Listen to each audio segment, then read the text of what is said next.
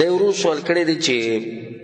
په کور کې یو ځای خاص کول د عبادت او د منځه دپاره د جایز دی او که نه؟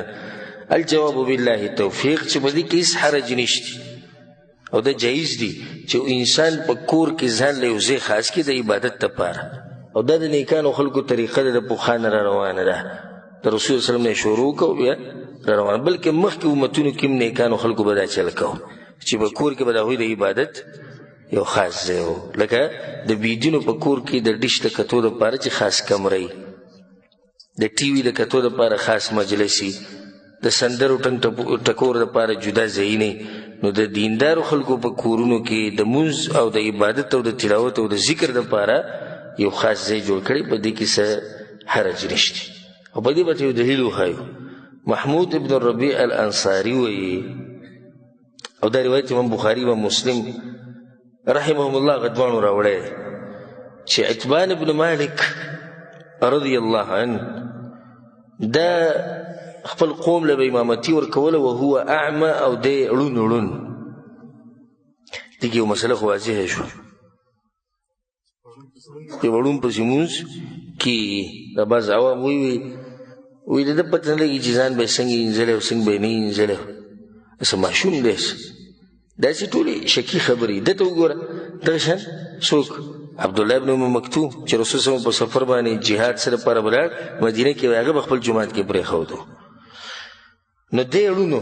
نو یو ورځ به رسول پسې راغی چې یا رسول الله انها تکون الظلمه والسیل، یا رسول الله کله تکه تیاره کله سیلابونه راځي، وانا رجل ضریر البصر، او دې سړی چې سترګې زما کار نه کوي. نو یا رسول الله زمونږ په دې کور کې به سجي کې مونځ وکړه، اتخذه مصلى، بس دغه ځای کې به زه مونځ کومه، یعنې یو ځای چې رسول صلی پکې مونځ وکړي د برکت دپاره. او دا طریقه وه د رسول صلی چې کله به چا کره لاړ ډوډۍ به وخوړه، نو بیا به ورته ووایې چې ځای وښایي چې هلته لمونځ وکړم. نو د رسول صلی په دغه کور کې مونځ کول دا یو برکت دی. او بیا دغه ځای به د سړي ځان دپاره بیا خاص کړو، نو په دغه ځای به جانماز به دا پراته وو، هغه ځای کې به یې مونځ کوو. فجاءه النبي صلی الله علیه وسلم، رسول صلی په ابو راغی ورته وویل أين تحب ان اصلي، کوم ځای د خوښ دی چې هلته مونځ وکړم؟ فاشار الى مکان من البیت، یو ځای ورته وښویه یا رسول الله دغه ځای. فصلى فيه النبي صلی الله علیه وسلم، رسول هلته مونځ وکړو. امام ابن رجب رحمه الله وایي چې دا د سلفو عادت و چې هغوی به په کور کې ځان له ځای خاص کوو. خو بیا اوس دا مسله بیان کړې ده چې دا داسې جومات نه دی لکه څنګه چې دغه جومات دی مسجد، او د دې لپاره دغه احکام نه دي کوم چې هلته دي. خو دا یو ځای دی سړي ځان له خاص کو، د الله عبادت پکې هېڅ خبره نه ده. خو داسې به نه وایي چې دا دې اوس داسې احکام شو لکه څنګه چې دغه عام جومات دپاره دي. والله اعلم. دا یو ورور تپوس کړی دی چې دا بعض خلک چې کله د قبر زیارت له لاړ شي، یو خپل قبر یې د یو خپل قبر یې پلار، رور، زوی، ښځه، نو هر پیر له چې ځینو اوبه پرې نولي، دا کار جایز دی او که نه؟ الجواب بالله التوفیق. چې کله انسان خښ کړی شي نو د هغې نه بعد په دغه وخت کې په دې خاوره باندې اوبه نوسته، دا علماو ذکر کړې ده دا خبره، او دا ثابته ده. او رسول صلی الله علیه وسلم چې کله خپل زوی ابراهیم خښ کو، نو بیا په دې قبر باندې اوبه نوستې وې. او دې کې علت دا ده، وجه دا ده چې دا خاوره څه شي، دا کینې کلکه شي. بس خبره څه شوه، ختمه شوه. خو د دې عوامو بعضو دا عقیده ده، وایي دا اوبه پرې د دې لپاره اچوي چې دا دې مړي ته راشي، او په دې مړي باندې که تنده راشي دا وله فایده ورکوي. او د دې د منلو خبرې وي. دا خو به هله دننه ورسي چې د اوبو ټینکر راولي او واړی پرې، ته په اوبه نوله دا کوم چې کې لاندې رسي. او چې اعمال یې نه وي که نه، اعمال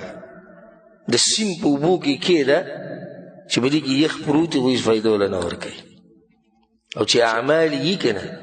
او په اور کې وسوځي ویرې شیرې، دا سړی به جنت ته ځي.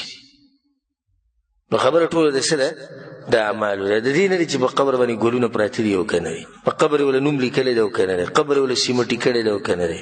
په قبر باندې رخام شتي او که نه. په دې کار نه چلېږي. کار په دې چلېږي چې د سړي عقیده څنګه وه، منهج یې څنګه وه. دا مدینه کې مقبره ده د بقیع ده، تاسو ټول لیدلی، اوچت اوچت انسانان په دې کې پراته دي، خو قبرونه څنګه ساته دي، د ځمکې سره اوار شوي ټول. اعمالو یا هغوی سره او زمونږ هغه چې وګورو په دې ملکونو کې کمرې له پاسه جوړه کړي نو د خلکو دا مطلب دی چې دا د مړي سره ښه کول دي نه مړي سره ښه کول دی چې دعاګانې ورله ډېرې غواړه کله نا کله که چېرته سړی په دې مقبره تېر شي ویلو چې د قبر حالات ډېر خراب شوي دي او د خاورتې الوزي او چېرته یو پیرې په داسې اوبه ونوستې په دې عقیده نه چې دا د مړي له فایده ورکوي او چې په ونوستې چې کله نا کله انشاءالله په دې کې به دومره سختي نه وي خو چې یو سړی دا عادت جوړ کړي لکه څنګه چې د سوال کې دی روتپوس کړی دی چې هر وخت مقبرې ته لاړ شي نو د بعض خلک چې ورشي دا کاڼي برابروي او د اوبه پې نورې په هر پیر کې نو داسې څه طریقه نه ده ثابته او مسلمان له پکار ده چې د قبر د زیارت په وخت کې هغه آداب په ځان کې راولي کوم آداب چې د شریعت نه ثابت دي او غټ ادب دا دی د قبر د زیارت چې د قبر والا لپاره دعا وغواړه موږ دغه نه کوو دغه موږ کې غټ کمی دی د قبر په خوا کې د مړي دپاره دعا غوښته دا نشتي خو د دې ډېر غټ احتیاط کوو چې قبر څنګه دی ناس خو نه دی برابر دی او که نه دی لکه ته لاړ شه ویې ګوره بل پلانې ته لاړ شه ویې ګوره دغه پلار قبر دی او دغه نیکه قبر دی خو داسې نه وي چې چېرته بچي دوی لپاره دعاګانې م غواړه پلانې ښځې ته ویلې مونږ د خپلوانو لپاره دعا دا ورته نه وایي خو دې قیسو ته نه راناسي والله اعلم دا یو ورور تپوس کړی دی چې زما نیاده بوډۍ ده او هغه چې کله چاردم کوي نو د خپو انځلو ته کته کېدی نه شي نو دا به څه کوي الجواب بالله التوفیق الله سبحانه وتعالی چې کم کارونه موږ ته ښوولي دي نو په هغې کې به مسلمان دومره کوشش کوي چې څومره طاقت او په قرآن کې الله خبر کړی فاتقوا الله ما استطعتم دومره تقوا دومره یره به ځان کې راولي دومره بندګي د الله کوي څومره چې تاسو طاقت او حدیث کې درځي په صحیح بخاري صحیح مسلم کې حدیث د ابو هريره رضی الله عنه رسول صلی الله اذا نهيتكم عن شيء فاجتنبوه چې د یو شي نه زه تاسو منع کړم نو بیا به بلکل پرېږدئ واذا امرتكم بشيء فاتوا منه ما استطعتم او چې د کوم کار درته ووایم نو دومره یې کوئ څومره چې تاسو طاقت وي د دوو جملو کې فرق شته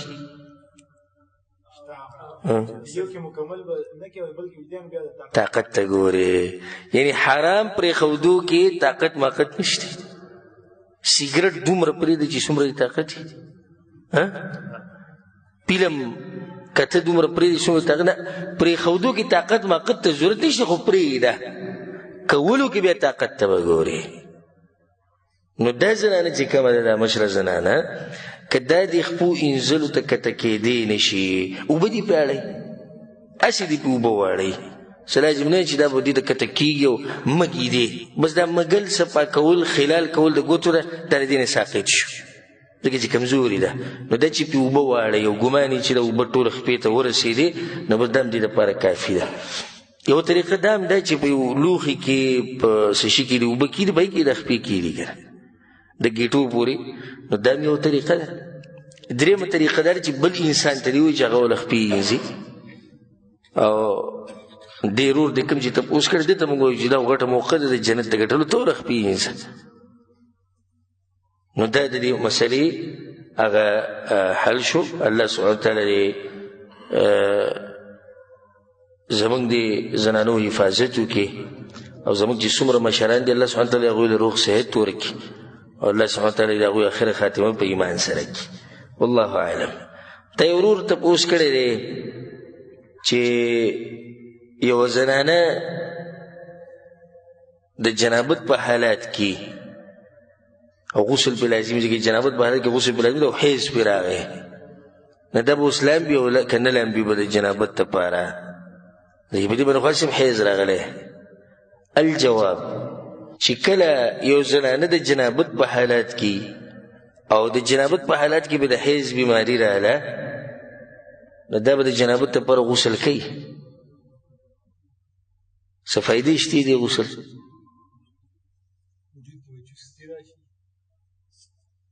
کیدای شي بله څه فایده غټه که فایده یې نه نو بیا ولې کوي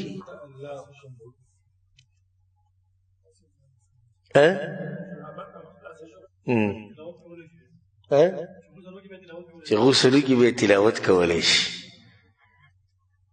د حیض په دوران کې چې دا 7 ورځې 8 ورځې 9 ورځې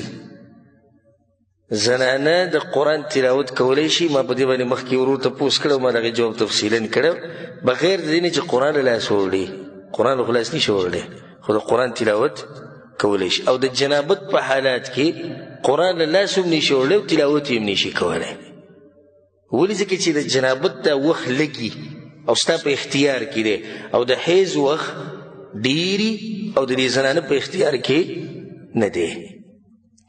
نو دا دې ورور څومره ښکلې فایده ذکر کړه چې د جنابت ته غسل ده وکړي نو فایده به ورته څه میلاو شي د قرآن تلاوت به بیا کولی شي الله سبحانه تعالی دې خصوصا دې ورور ته عموما ټولو ته علم نافع نصیب کړي والله اعلم دی ورور ته پوښ کړی دی چې زمونږ دا بعض ملګري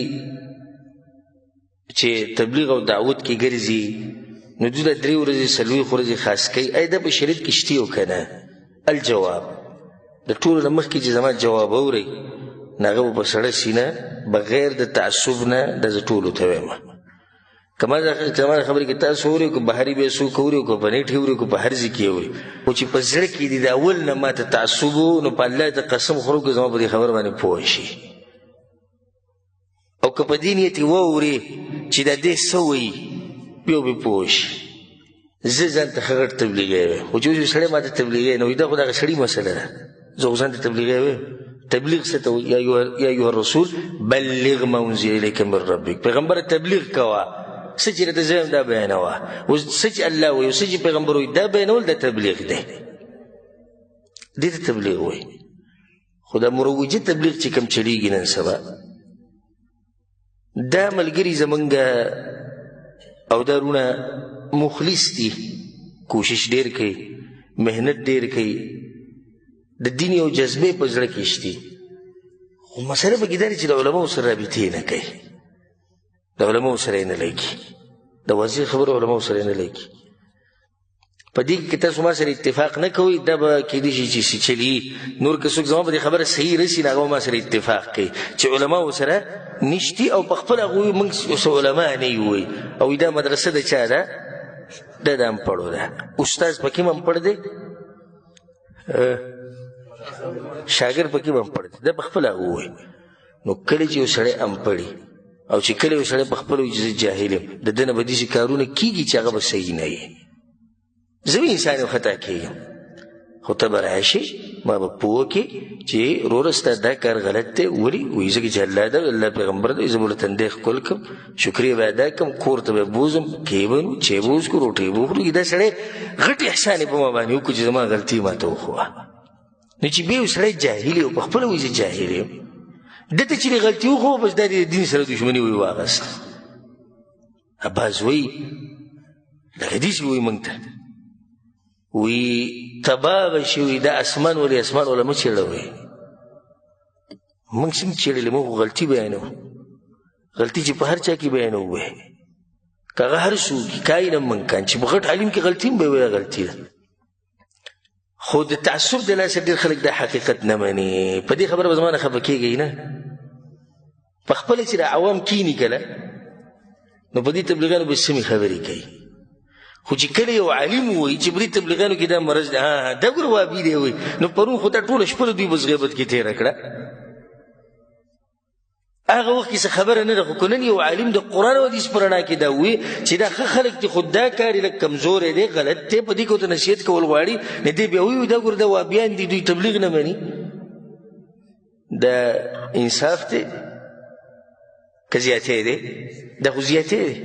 چې عوام کنځلې کوي بدې ردې وایي دا صحیح ده خو که عالم د حق د واضح کولو دپاره یو خبره وکړه نه دی د دین دشمن دی او دی د تبلیغ دشمن نه تبلیغ سره چې دشمني کوي دا به مسلمان نه وي او چې تبلیغ نه مني دی به څنګه مسلمان وي تبلیغ خو وایي دی چې دین به رسوي چې دین دې رسولی نه وي نو دا دین چې خور شوی دی په ټول دنیا کې خو رسېدلی دی که نه تبلیغ شوی دی دا اوس چې زه لږ تبلیغ کومه که نه دې د تبلیغ څخه کړي کله کوي نیغ کړي او نیله کوي تبلیغ دې ته وایي دین بیانول چې اوس زه لږ زه دین بیانوم نو دا رونه چې زمونږ کوم دي دا ښه خلک دي کوشش او محنت ډېر کوي خو دا دی چې علم ورسره نشتی د علم کمی دی او علم طلب کوي هم نه دا زما د جومات دی زما د الله په توفیق سره 9 کاله په دې ځای کې شوي دي چې زه دعوت کوم که چا ثابته کړه چې زما د جومات ته جماعت راغلی او په دې نیت ناسي چې موږ د الله او د الله د پیغمبر خبره واورو زما نوم به بدل کوي دې جومات پخوا کې د دیره کې به لګي مسله به بیانوي او څه مسلې خو قصه به کوي دې ځای کې به قصه کوي دې ځای کې ورته ووایي دلته راشه تفسیر کوي نه کېږي راشه سیرت بیانېږي د جمعې په ورځ د رسول صلی الله علیه وسلم ښکلی سیرت بیانولی کېږي راشه که موږ ته کارونه ډېر دي راشه سوالات جوابات دي اهمې مسلې پکې بیانېږي واوره د قرآن او حدیث په رڼا کې نه ځي زموږ جومات راغلی نو ګوره ستا خو دغه مسلې دي او ګیرې پکې د خلکو سپینې شوې او دغه دي خو راشه قرآن او حدیث واوره نوې نوې مسلې واوره بیا دا خلکو ته بیانې که دا اوس صحیح دین دی که نه دا کومې مسلې چې تاسو اوس واورېده سوالات جواباتو کې دې کې ډېرې مسلې زما ګمان نه دی یقین دی چې اول پرې تاسو واورئ ثابته کوي چې چېرته جماعت راغلی ته ناسي دین زده کوي نو دا زه څه کومه څه کنځلې کومه که بدې ردې ویمه چې دوی کې نه کېږي نو جهل پکې ډېر دی په خپله یې مني او د جهل د ختمولو کوشش نه کوي نو دوه نقصانات شو یو نقصان کم علمي په خپله مني دویم بیا د هغې نه غټ نقصان دا دی چې کم علمي ختموي نه یو سړی مني چې زه څه یم یعنی زه جاهل یم او د بل خبرې ته غوږ کېښودو ده کې مصیبت شته مصیبت دا چې جهالت ته پکې خو ویې منله اوس جهالت ختموي خو دا چې وایي چې جاهل یم او جهالت نه ختمومه نه د ده بیا مصیبتونه دوه دي جهالت ته او جهالت نه ختمول هم په خپله طریقه به رواني نو دا رونه ښه خلک دي ښه محنت او کوشش کوي خو دا دی چې د علماو سره رابطې د علماو سره مشورې دا نشته یو ځای کې چې ته ما پسې داسې ملګری نه دی راغلی چې ته دلته درسونه کوې موږ ته یو مسله راپېښه شوې ده په دې مسله موږ لږ پوه کړه چې بیا خلکو ته بیان کړو ما پسې څوک نه راغلی نه ما پسې راغلي دي چې راشه ته دلته بیانونه کوې نن زموږ په دې پروګرام کې مې یو بیان وکړ لسمنټ او یو ځای کې زما پېښه وشوه هسې داسې ورغلم چې کېناستم نو هغه بیانونه یې شروع کړي نو بیا مجبوراً د حیا د لاسه مولوي صاحب به مو یو څو خبرې وکړي نو ما د علم مسله شروع کړه د علم اهمیت او علم پکار دی نو دوه خبرې مې کړې نه بس ډېرې خوږې مسلې دي خدای چې ټیم موږ سره ختم شو ارادې مې لیکل غواړي وایي زما په مسله کې ټیم ختم شو 2 منټه خبرې ما نه دي کړې زما نه مخکې شنه جاهلان ودرېدو هغو نیمه ګنټه قصې وکړې ما چې خبره شروع کړه د قرآن او د حدیث او د علم چې رونو علم وکړي دا ډېر ښه شی دی بیا به خلکو ته تبلیغ کوئ نو ستاسو تبلیغ به جوړي بنا به په دلیل له پاسه نو بیا وی ډېرې خوږې خبرې دي ارمان چې بس موږ سره وخت نشته او ارادې م لیکل غواړي دا زه هغه خبرې کوم چې کومې واقع حال حقیقت بیانوم او نه زما چا سره څه ذاتیات شته او نه ما سره چا ذاتیات شته او نه که دې درسونو له راشي ما ته پې شتارونه نه لګي او نه به ما ته څه تنخوا میلاوي او که نه راځي نو زما څوک څه نقصان هغه نشي کولی خپل ځان نقصان ورکوي بعض غلطیانې دوی کې شتي یو غلطي هغې کې دا ده چې د دعوت دپاره ورځې خاص کوي 3 ورځې 4 ورځې کال اوس یو سړی ماته دا ویلی شي چې په دې کې څه حرج دا خو هغوی یو ترتیب جوړ کړی د تاسو چې جامعه کې سبق وایي نو جامعه کې داسې نه چې دا 6 میاشتې اولنۍ دي بیا 6 میاشتې دي دې 6 میاشتو کې 4 میاشتې سبق ته 2 میاشتې چوټي ده نو دا ترتیب چې تاسو یې ښودی دا تا چې که سړی ماته دا وایي تا چې د خپلو درسونو دا وخت یې ښودی چې په هفته کې 2 ورځې درسونه دا ټیمي تا وخت خاص کړی جواب زما په دې وخت خاص کولو کې او د دوی په دې وخت خاص کولو کې فرق دی زه دا وخت خاص کول عبادت نه ګڼم او دې دا وخت خاص کول عبادت ګڼي زه دا وخت خاص کول دې ته یو ویم دا یو نظم دی نظم مطلب یعنی وخت برابرول دی یو ټایم ټیبل دی خو سبا یې بدلولی هم شم او څو پیرې مې بدل کړی اکثر زما بل ځای کې څه پروګرام وي تاسو ته ووایم چې 2-3 ورځې به درس نه وي ترتیب خراب شو که خراب نه شو خراب شو خو هیڅ خبره نه ما ته داسې تبلیغی وښایي چې هغه دا ووایي چې راځئ چې زو 10 ورځوله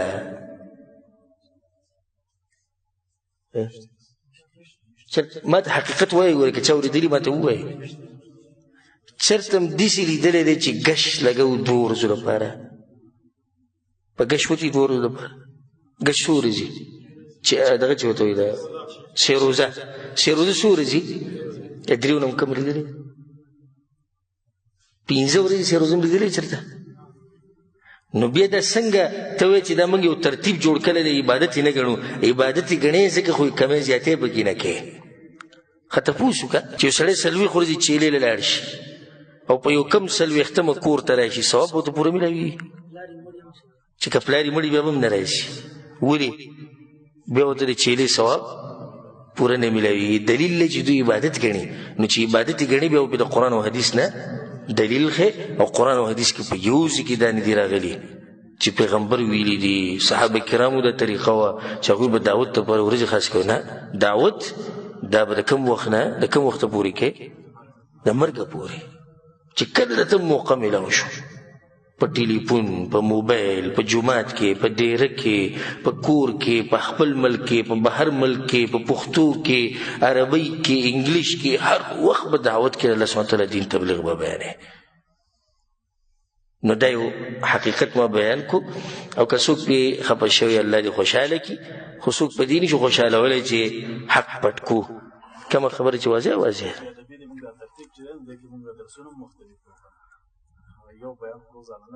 او دا یو اهمه نقطه ده چې موږ چې دا کوم دلته خپل دارور وایي چې موږ چې دلته کوم خپل درسونه کوو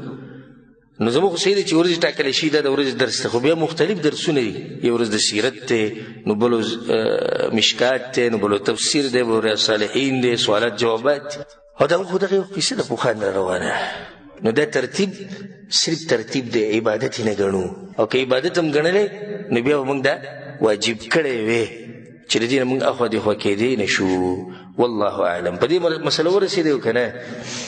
دا یو ورور سوال کړی دی چې د ماشومانانو دپاره دا دغه اخیسته د ګوډکې او د شینه مینه چې د هغې شکلونه یي دا جایز دی او که نه الجواب بالله التوفیق شیخ ابن عثیمین رحمه الله د هغه نه د تپوس شوی د هغه ډېر قیمتي جواب ورکړی او زه د حقه جواب در کوم شیخ ابن عثیمین رحمه الله وایي چې دا په 2 قسمه یو هغه چې هغې کې هغه داسې بلکل د انسانانو په شان نه وي یعنې پوره داسې نه جوړ شوی د انسان په شان نو پکار دا دی چې انسان داسې لوبې والي ماشوم له لکه تاسو به یو ګوډک داسې وي چې سترګې یې خو خوله یې نه وي یې غوږونه نه وي یې پوزه نه وي داسې پوره د انسان په شان نه وي یا هسې داسې د مالوچو نه یې ډک کړی دی که مالوچو نه یې ډک کړی او هسې 2 سترګې ورې تاو کړي دا قسمه که سړی والي دا به ښایي او هغه که پرېږدي غوره به وي چې کوم بلکل د انسان په شان نن سبا خو پکې ډېره ترقي شوې ده رواني او خبرې کوي او هغه پیډر پکې سکي او د دې پرېښوده به غوره وي اگر که موږ دا نه وایو چې د دې اخیسته حرام دي ولې ځکه چې په حرامې دلیل نشته او د ماشومانانو دپاره بعض مسلې خاصي د لویو دپاره خاصي دا مسله ماشومانانو دپاره ده که څوک دغه ګوډکې مالي په دې کې څه حرج نشي خو موږ وایو چې د دې نه غوره دا دی چې ته له هغه واله چې بلکل د انسان په شان نه وي دا غوره ده شیخ ابن عثیمین رحمه الله دا طریقه مخوله که سړی واملي نو بیا پکې لږه تبدیلي په خپله راوله لږې بدل که خو یو سړی سوال وکړي چې دا قسمه شیونه د لویو دپاره حرام دي یو سړی لکه اوس په کور کې د یو انسان مجسمه یې لګولې ده چې د کاڼي نه جوړه د لرګي نه د دپاره حرام شو ماشوم دپاره جایز دي ولې ځکه چې دا ماشوم دا تصویر دا ګوډکه دا شینه مینه د تعظیم دپاره نه اخلي بلکې ذلیله کوي یې ښه او دا مشر یې چې ږدي نو دی د څه دپاره اخلي د تعظیم دپاره اخلي د دې ماشومانو لپاره چې کله سړی لوبې وایي چې چا ماشومان هغو ته پته 15 منټه بعد خپه په یو ځای کې پرته وي لاس یې په بل ځای کې پروت وي او سر یې په بل ځای کې پروت وي نو هغوی څه عزت نه کوي هېڅ اکرام یې نه کوي نو دا د هغو دپاره جایز دی هغه هسې لوبې کوي بلکې بعض علما دا وایي چې د جنکو دپاره دا لوبې ښه دي د جنکو دپاره دا لوبې ښه دي. ولې ځکه چې دې سره د دوی تربیت کیږي. سبا دا جنۍ واده شي، دا پوهه وي، دا هوښیارۍ.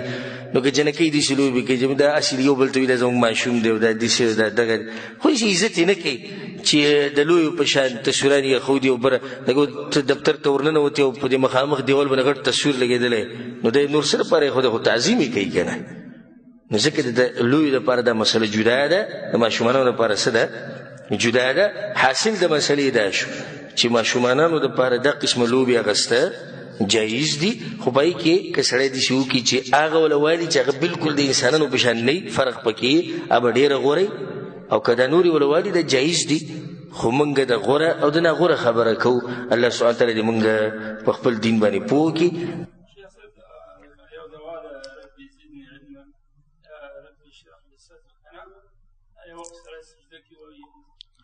سجده کې خو رسول صلی الله علیه وسلم عامه خبره کړې ده، اما السجود فاکثروا فيه الدعاء. وایي هر چې سجده ده دعاګانې به ډېرې غواړي. اقرب ما يكون العبد من ربه وهو ساجد. په کله چې انسان په سجده کې په دغه وخت کې د بنده چې دی الله ته ډېر نږدې، نو دا هم یو دعا ده، ښه دعا ده. والله اعلم.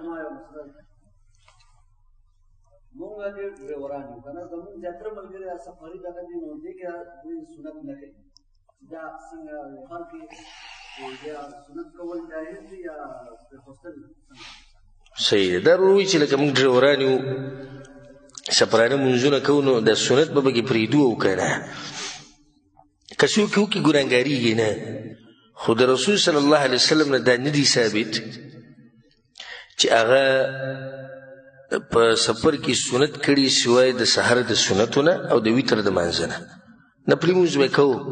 خو د مانځه سره چې کوم سنتونه دي د رسول صلی الله علیه وسلم نه ثابت. او ځکه عبدالله بن عمر وایي زه د رسول صلی الله علیه وسلم سره ګرځېدلی، ابوبکر صدیق سره، د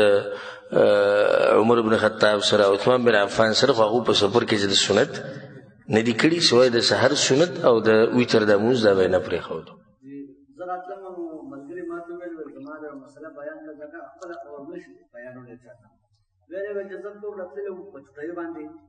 ویل چې زما د آخري وخت کې زما د خپل کور والا سره سټرپ راغی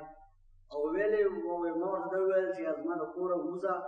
او دا مې ورته وویل چې زما ښځه نه وي. ویل دې باندې ویل طلاق بیین یا کنایت د طلاق راغلی که دا خو به د هغه نه تپوس کول غواړي چې ستا اراده څه وه. نه ویل اراده صرف د جنګ وه نو طلاق دغه چې سړی داسې وایي چې زما د کور نه ووځه، د ده نه به تپوس کوي کور نه وته څه مطلب دی. لکه یو خو صریح طلاقی الفاظ طلاق ته طلاق یې دا خو دې کې خو څه اشکال نشته، خو چې سړی کنایات استعمال کړي نو بیا به په هغې کې دنه موږ تپوس کوو چې ستا نیت څه و. ته زما نه جدا یې، زما نه جدا یې په څه مطلب دی ویلی؟ ته د کور نه وځه، لکه دی وایي چې په زړه کې زما دا و چې کور نه وځه، یعنې مطلب زه د پلار کره څه وخته پورې بیا دې زه راولمه، خو اوس دې ټیم کې غوسه وم چې ورته وایي چې زه وځه له کوره.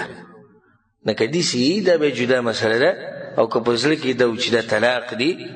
نو بیا چې کله داسې الفاظ استعمال کړي ورسره نیت د طلاق نو بیا طلاق واقع کېږي. الله اعلم. چا له څه شي ضرورت شي یا غلا وشي هغه موږ په لوټه باندې د سورت یاسین په دغه باندې معلوموو. تاسو هغې ته نوم وراچوئ سورت یاسین به وایي په لوټ باندې نیسي چې کوم طرف ته کوم نوم طرف باندې تاو شوله دا سړی چې کوم دی هغه دی نو آیا دغه داسې مولا چې ته ته معلوم دی، لکه داسې مولیان ته معلوم دي چې دا چل کوي دلته پاکستان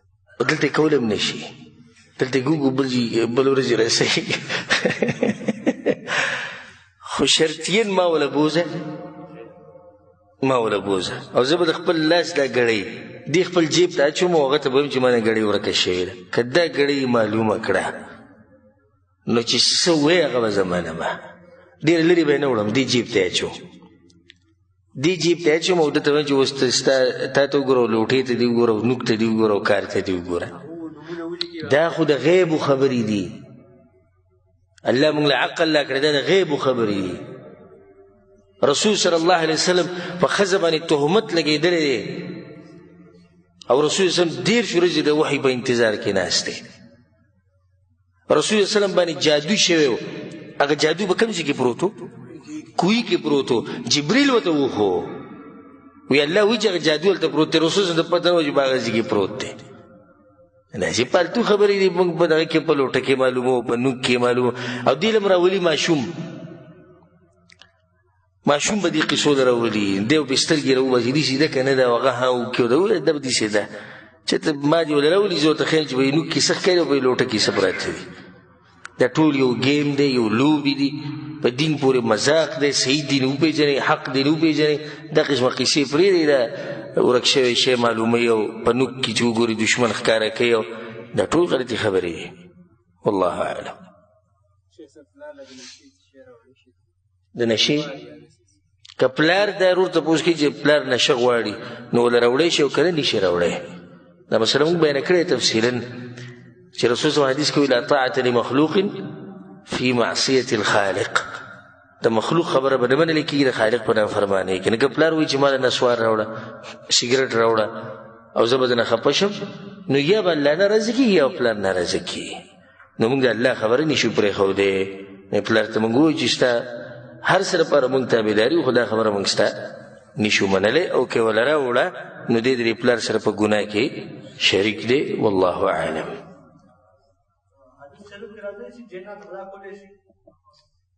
لکه څه شی پټولی شي او کولی شي ولې نشي کولی پیریانو له الله سبحانه وتعالی بعض طاقتونه ورکړي دي چې هغه هغوی استعمالوي خو دا یاد ساتي چې ګوره انسانان د پیریانو نه څه دي زورور دي انسانان د پیریانو نه زورور دي والله اعلم وصلى الله على نبينا محمد وعلى آله وصحبه أجمعين